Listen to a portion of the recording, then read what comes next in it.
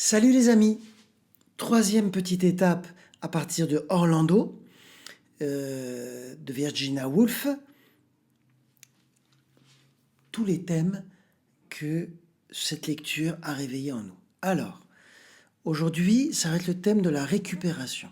Alors quand je parle de récupération, je parle de la récupération politique et je fais référence vraiment aux situationnistes avec un des personnages les plus importants qui s'appelle Guy Debord, donc un Français qui a commencé à écrire après les années 60, enfin des ouvrages très très importants. Et je vais citer une phrase. Le spectacle est le capital à un tel degré d'accumulation qu'il devient image. Ça demande une petite interprétation. Quand Guy Debord parle de spectacle, ce n'est pas le spectacle qu'on va voir au théâtre, évidemment. C'est la société entière qui est mise en spectacle. La publicité, le marketing, la communication, la politique, etc. Et donc ça va nous parler à tous. Avec les écrans, on n'est plus que devant un spectacle permanent. L'information, ce qu'on appelle de l'information, n'est plus seulement de la politique. Une vente n'est plus seulement une vente pour un produit, mais tout ça est devenu un spectacle. Le spectacle est le capital. Voilà, donc on comprend mieux que le spectacle est lié au capital dans la mesure où tout ce spectacle a comme objectif unique de produire du capital. Je rappelle, le capital, pour Guy Debord, ça va être dans un sens de profit, de plus-value, de bénéfice. Donc un profit pas seulement monétaire, attention, ça va être un profit de pouvoir essentiellement, qui peut être de l'ego, qui peut être de l'argent, qui peut être du pouvoir administratif, etc., etc. Je poursuis. Un tel degré d'accumulation qu'il devient image. Alors, ça veut dire que quand une image apparaît, mettons là sur notre écran, une information, une publicité, un spectacle artistique, etc., etc., cette image-là, elle est en fait le résultat d'un processus capitaliste. Ça veut dire que ce n'est pas une simple image technique, c'est toute une structure de profit, toute une structure capitaliste de séquençage, donc de marchandisation, qui arrive comme ça, on dirait de manière complètement naturelle. Ça veut dire que la caméra, l'être derrière la caméra, la technique de la caméra, les produits qui constituent la caméra, la lecture de l'image de la caméra, de l'image ou du discours de la caméra, comment ça va être reproduit ensuite, bon, enfin, etc., etc., etc. Toute cette structure-là est une structure capitaliste qui est tellement puissante qu'elle produit une image. La structure du profit, la structure du séquençage a accumulé tellement de processus de division du réel et de restructuration du réel qu'à la fin elle donne une image. Pouf, elle pond une image sur nos écrans ou dans notre tête, puisque la première image qu'elle va pondre, c'est évidemment dans notre tête, l'écran étant juste une représentation de ce qui se passe dans notre tête. Donc on est arrivé à un tel degré d'accumulation, donc de processus, de structure capitaliste, que ça devient image et que cette image n'est qu'un spectacle. Spectacle pourquoi ? Spectacle, ça s'oppose au réel.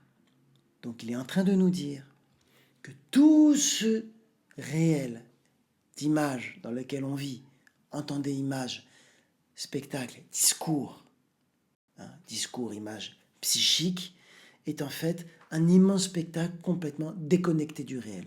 Le capitalisme a mis une structure telle qu'il a créé une image qui est un spectacle qui est complètement déconnecté du réel. Voilà ce que nous dit Guy Debord. Donc, à partir de là, la récupération politique, ça veut dire qu'à chaque fois que le mouvement, donc le réel, est enfin à chaque fois d'ailleurs il est toujours dans le spectacle, dans le monde du spectacle, le mouvement est récupéré par l'institution capitaliste, au sens où je l'ai donné, donc un processus de pouvoir, et que le mouvement, en tant que non déconnecté, en tant que non-pouvoir, en tant que réunion, non-séparation, non-marchandisation, etc., il est subversif. Donc il va être récupéré par les institutions capitalistes. Il va même être transformé en instrument de pouvoir. Par exemple, on a vu tous les mouvements écologiques des années 60-70 qui sont porteurs d'un mouvement, de reconnexion à la Terre, pas seulement à la Terre de l'agriculture, mais la Terre en tant que planète, qui sont conscients du dommage que fait cette société de pouvoir. On a vu des années 70, pendant 50 ans, là on est en 2024, on a vu comment ces mouvements écologiques puissants se sont réduits à des mouvements climatiques de réchauffement de la planète, qui en plus sont récupérés par toute la machine publicitaire, par la machine économique des taxes carbone, par la machine idéologique qui a réduit l'écologie uniquement à du climat. On l'a vu aussi également dans les mouvements de discrimination, où les mouvements de discrimination ont d'abord été d'inspiration communiste. Alors quand je dis communiste, ça n'est pas bolchevique. Il y aurait un podcast à faire sur ça, c'est-à-dire que le bolchevisme, c'est en fin de compte le communisme dans sa dérive fasciste, dans sa dérive totalitaire. Bien, malheureusement c'est ce qui s'est passé en Russie, donc en Union soviétique. Donc les mouvements de discrimination qui ont été des mouvements de communs, de revenir à des communs, qu'on est tous des humains, se sont, pareil, dans les mêmes des années 60 jusqu'à aujourd'hui, se sont partialisés sur on défend les Noirs, on défend les Blancs, on défend les Asiatiques, on défend les femmes, on défend les hommes, enfin que sais-je. Tout ça s'est partialisé dans les luttes et finalement, évidemment, comme ça s'est divisé, ça devient pratiquement des corporations, des luttes corporatistes où chacun essaye d'avoir un appareil du pouvoir. Bon. Évidemment, il y aurait beaucoup d'exemples, mais je pense que l'exemple le plus marquant de tous, c'est la récupération artistique. L'art, depuis qu'il existe, n'a pas cessé d'être récupéré. Et là, c'est pas les années 60, c'est depuis qu'il y a des empires. L'art, évidemment, parce que l'art est un flux de liberté, un flux émotif de liberté et un flux de lien, c'est la première chose qu'un pouvoir doit récupérer. Donc, la récupération politique, elle va passer toujours par une récupération des artistes ou des figures, comme dit Guy Debord, des figures charismatiques. Alors, comment ça se fait? Ça se fait comme les autres, on va les intégrer dans les institutions politiques et dans le marché, tout simplement. Et comme ça, ils vont perdre les artistes et les arts, ou les mouvements, les courants alternatifs, comme on dit, vont perdre tout leur potentiel subversif et leur potentiel de reconnexion au mouvement. Bon, alors là, il y aurait mille choses à dire. Hollywood n'est que ça. Hollywood va prendre des thèmes qui vont parler. Là, j'ai vu le Joker numéro 2 hier, une catastrophe. Mais bon, j'avais fait un article sur le Joker numéro 1 dans, je ne sais plus dans quel blog, où j'avais déjà senti le truc. Dans le numéro 1, on montrait le Joker comme l'instigateur d'insurrection de gens qui juste sont méchants, sont pas contents, sont violents, ils sont complètement débiles, quoi. Donc voilà, là, on a à la fois une figure, celle du Joker. Alors j'entends le Joker, évidemment, c'est pas Batman, c'est bien avant. Mais ça a toujours été une figure de désorganisation. Qui remet, c'est le bouffon, c'est l'excuse, c'est qui remet en question un pouvoir. Et là, on le réduit à juste des gens en colère qui n'ont pas de cerveau. Alors dans le Joker 2, c'est carrément la catastrophe, puisqu'on réduit du coup le Joker, donc ces gens-là, donc le peuple, il faut entendre ça, comme des gens, s'ils se rebellent, qui sont juste pathologiques, qui sont juste bipolaires, quoi. Voilà. Là, dans un sujet, alors on prend une figure charismatique qui est celle millénaire en plus, qui est celle du Joker. On prend des thèmes importants, notamment pour la jeunesse, qui sont celles de l'insurrection d'un système qui déprime tout le monde, et d'une voix qui interroge, et on le réduit, Hollywood, hop, il fait des super titres, Joker numéro 2, je ne sais même plus comment ça s'appelle, et on le réduit à des pauvres insurrections minables et à une pathologie tout aussi minable. Voilà, c'est un exemple, c'est parce que je l'ai vu hier. Hein. Mais la musique, la danse, ça n'est que de récupération de figures comme ça, ou quand j'ai vu le film américain sur Mandela, catastrophe.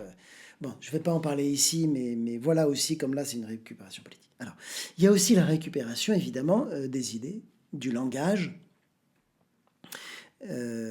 où les termes, les concepts sont vidés de tout sont vidés de leur sens, mais on les conserve. Comme l'écologie ou l'art, etc. On va les conserver. On conserve un film sur le Joker, waouh, waouh.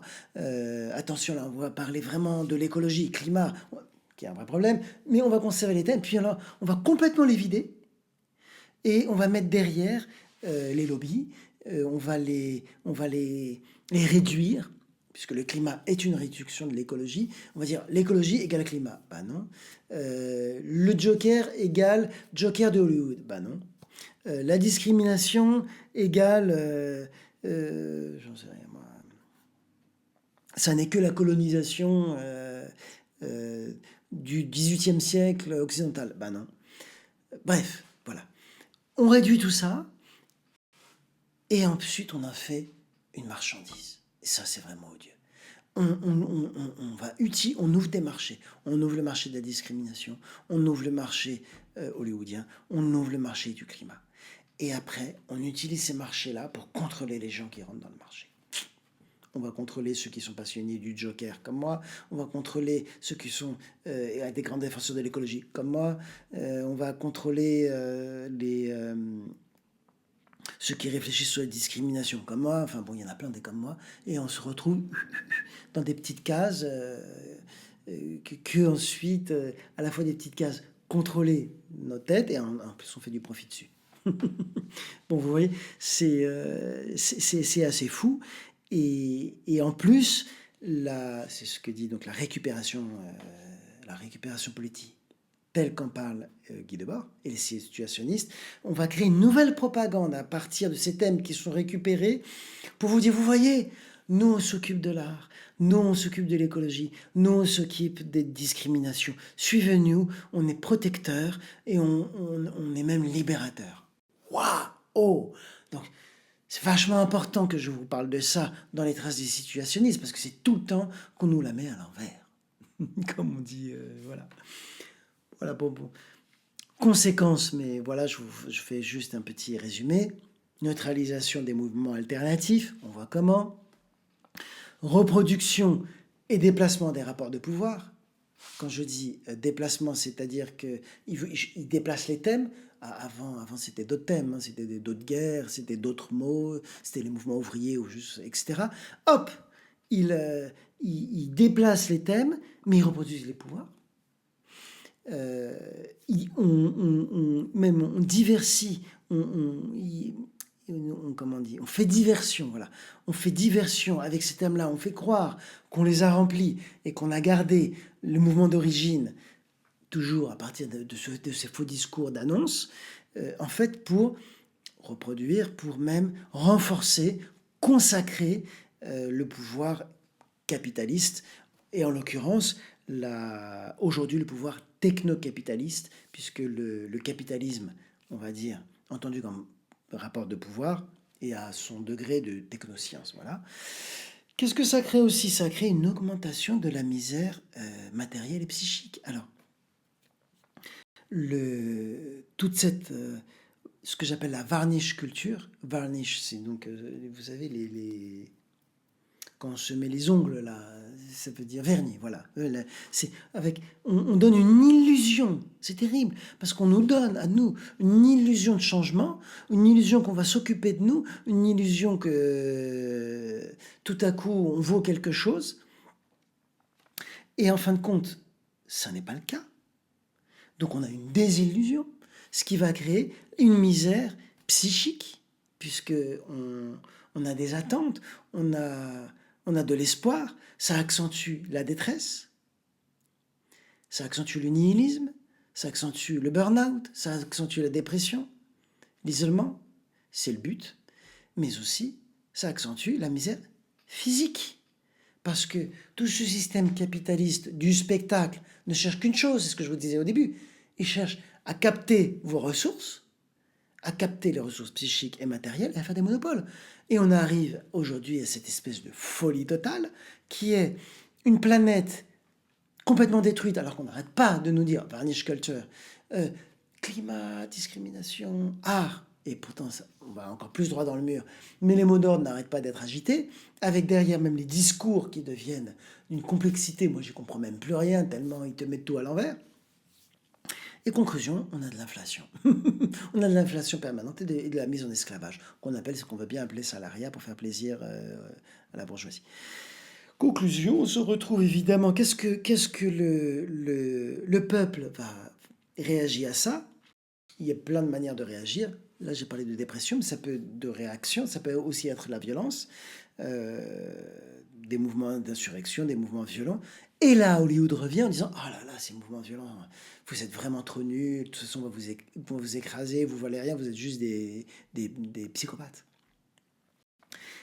Sans évidemment faire toute cette analyse et sans prendre en compte, parce qu'il ne faut pas non plus analyser des masses pour comprendre ça, sans prendre en compte la réalité de la récupération qu'en fait ils sont en train de nous vider de la substance, de diviser de diviser les gens, d'accentuer la détresse et d'accentuer le nihilisme qui précisément nous conduit à la néantification psychique et physique.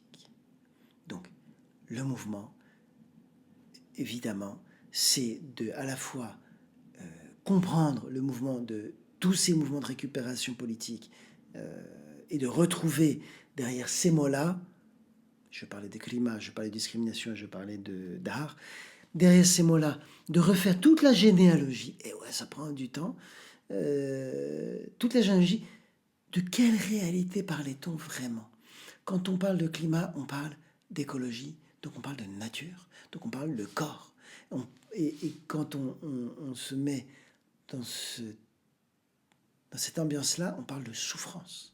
De quelle souffrance parle-t-on? Elle est bien sûr beaucoup plus ample. Le climat est un des symptômes, mais c'est pas seulement même la nature, c'est l'urbanisme, c'est ce qu'on mange, c'est le travail, dans quel état ça nous met, etc. Quand on parle de discrimination, on ne va pas parler que de la discrimination de l'esclavage, du code noir de 1680, je sais plus, 90, 16, je sais plus très bien. La discrimination, on la retrouve partout. On la retrouve, et pas seulement, c'est pas seulement les Noirs, les femmes ou les pauvres. La discrimination, elle est au cœur du système. Donc voilà, quand on parle de discrimination, on va parler d'une humiliation humaine qui dure depuis des milliers d'années. Ou quand on parle d'art et de récupération de l'art et de mise en boîte de l'art, hop, on va à la racine de l'art. Je l'ai dit au début, l'art, c'est la spontanéité créative de l'homme avec lui-même et donc avec les autres. C'est ce qui nous permet de communiquer, de retrouver de la joie. Quand on fait de l'art, quand on s'exprime, quand on est dans ce flux créatif, là j'étais dans un immense regroupement de bouddhistes, de jeunes bouddhistes entre 20 et 30 ans. Qu'est-ce qu'ils ont fait? Il y a eu 2 heures de conférence, 8 heures d'art. Parce que ça nous faisait plaisir de taper des mains ensemble, de danser, de chanter, de voir nos copains, nos copines faire des acrobaties, ou que sais-je. Voilà, donc la sagesse du mouvement, elle nous dit « hic et nunc », c'est-à-dire ici et maintenant, tous ces varnish culture, part de cette varnish culture, tous ces mots-là, qui ont 10% de vérité, 1% de vérité, creusons juste ce 1%-là. Tout le reste, on ne se fait pas avoir. On met ça de côté. On les laisse faire. C'est même pas qu'il faille critiquer des heures. On n'en a pas besoin. Une fois qu'on a compris, on travaille le sillon de la liberté, le sillon de la joie, le sillon de l'union. À bientôt les amis. Et il nous reste donc la dernière petite étape que m'a inspiré donc Orlando, qui est évidemment l'étape de la poésie. Où là on ne parlera que de solutions. À bientôt les amis.